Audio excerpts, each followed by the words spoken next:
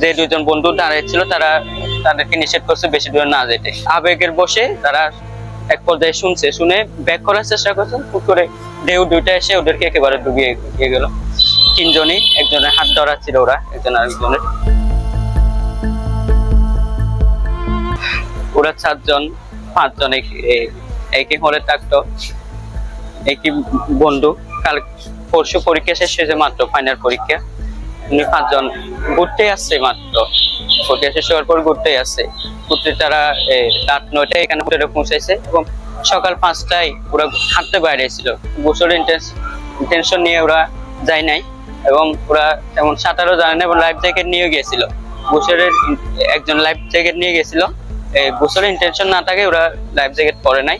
হুট করে বৃষ্টি আসাতে বৃষ্টিতে ভিজে গেছে বলে একজন নামছে, এরপর দেখে আরেকজন নামছে, এরপর আরেকজন নামছে, 3 জন নামছে। বাকি 2 জন অসুস্থ ছিল বলে নামে নাই।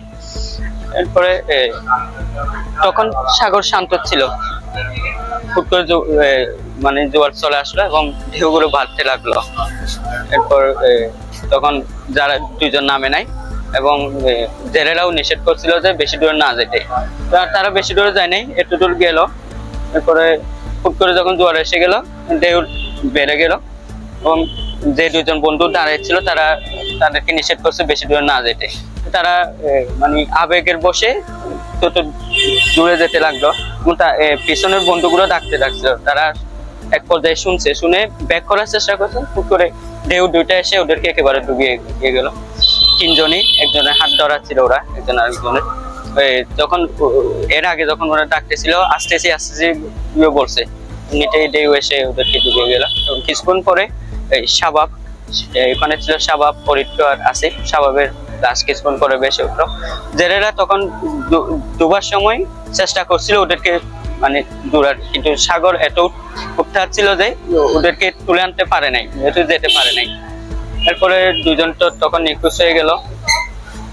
কিন্তু মানে রেস্কিউ টিম অনেক চেষ্টা করছে, কিন্তু উত্তর আবহাওয়া এবং উত্তর সাগরের কারণে কাজ চালাতে পারে নাই। আজ সময়টি ভাড়াই আসিফের লাশটা বেশি আজকে পাওয়া গেল আর কি।